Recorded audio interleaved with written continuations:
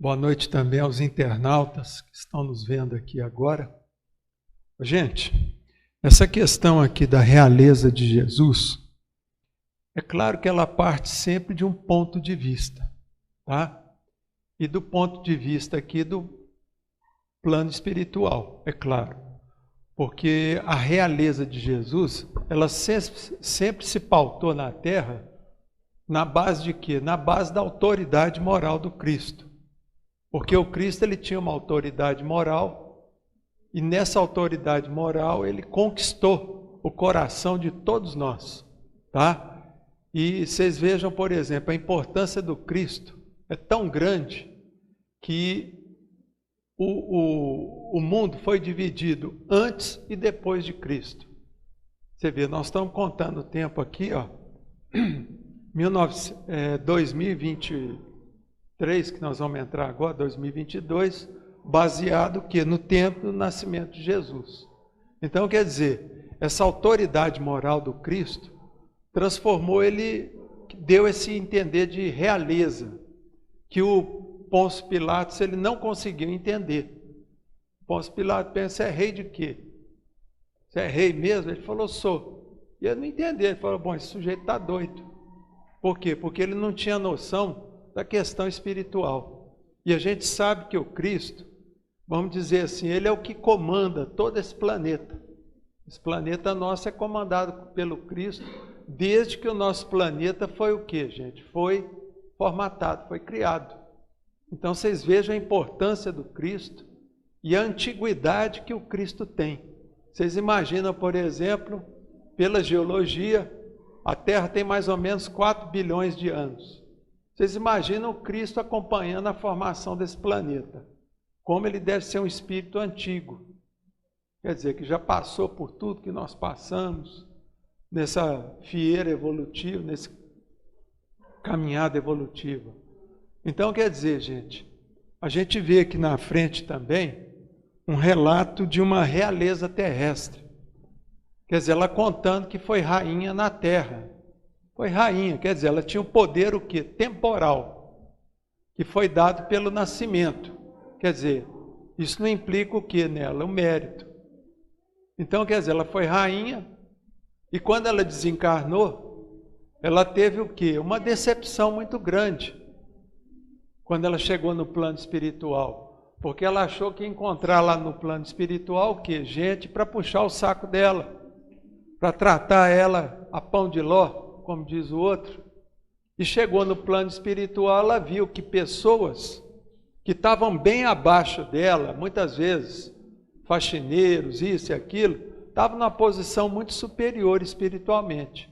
Aí ela começou a compreender, essa rainha, que o que importa é a autoridade moral, quer dizer, a questão da evolução moral. É isso que transforma as pessoas em reis ou rainhas. Vamos dar um exemplo aqui que a gente lembra bem do nosso Pelé. O Pelé, por exemplo, foi considerado o rei do futebol. Quer dizer, ele foi considerado o rei do futebol pelo mérito dele. Pelo mérito.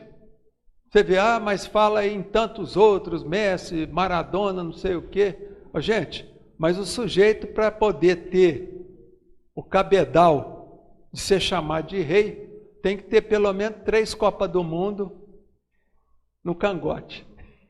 E o Pelé tinha. Quer dizer, ele ganhou 3 Copas do Mundo. Então, quer dizer, Maradona só ganhou uma, o Messi só ganhou uma. E não vai ganhar mais. Por quê? Porque já estão aposentando. Então, quer dizer, o sujeito para quebrar o recorde aí do Pelé não é fácil, não. E olha que ele jogava um bolão, né, Sônia? A gente não vê ninguém jogando igual o Pelé.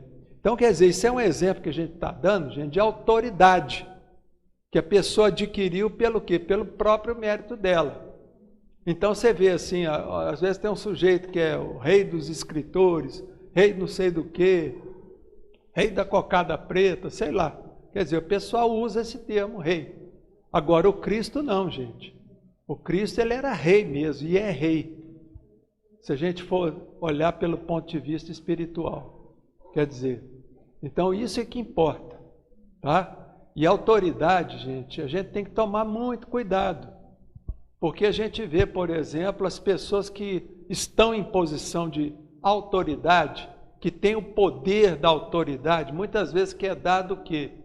Dado pela profissão. A gente vê, por exemplo, uma vez eu atendi um juiz que era aposentado. E esse juiz estava numa depressão profunda.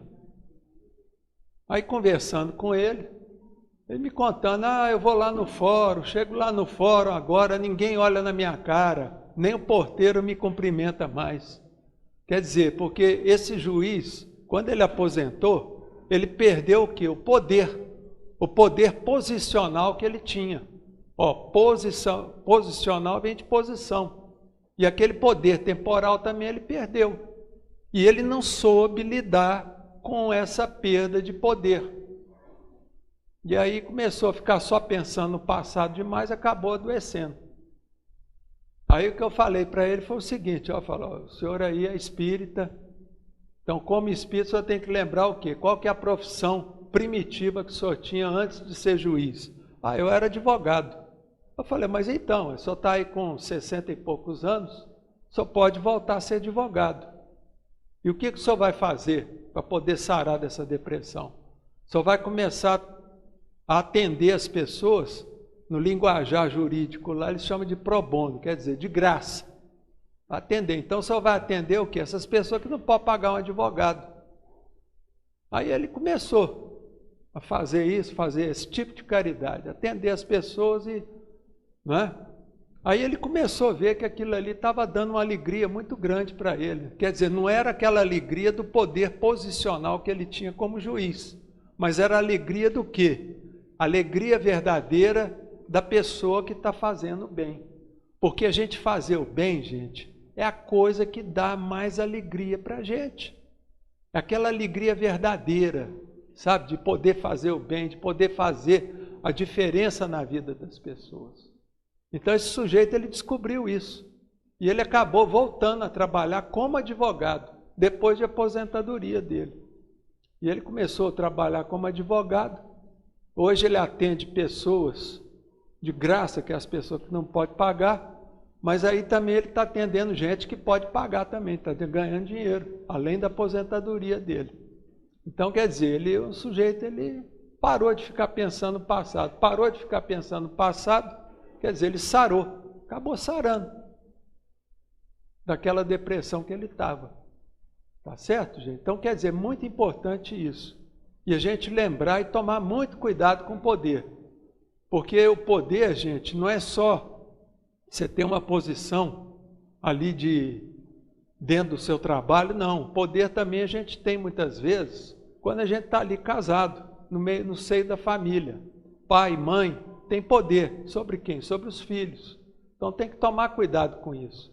Porque muitas pessoas se embriagam com poder, de achar que é alguma coisa. E aí nisso a pessoa pode cometer exageros, tá certo?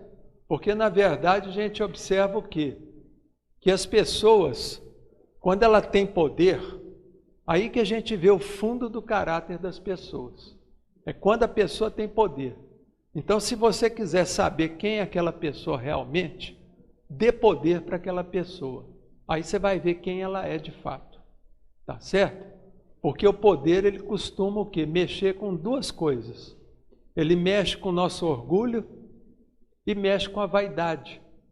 Então, quer dizer, e as pessoas, a maioria das pessoas, que muitas vezes estão numa posição de poder, elas não conseguem lidar com esse poder e resvalam para o campo do orgulho e da vaidade. Maioria aqui na Terra. É muito raro uma pessoa escapulir disso, passar bem pelo poder. Então, quer dizer, a gente tem que lembrar disso. E essa lição aqui da realeza de Jesus, ela nos faz lembrar isso. E serve de alerta para nós, tá certo? Procurar sempre lembrar daquilo que o Chico falava. Porque as pessoas às vezes vinham puxar o saco do Chico, elogiar ele.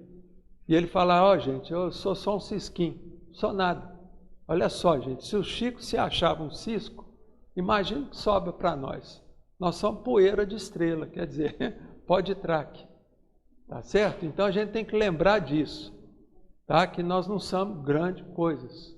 Então a gente tem que ter humildade e não tomar cuidado com a vaidade. Tá certo, gente? Então eu desejo a vocês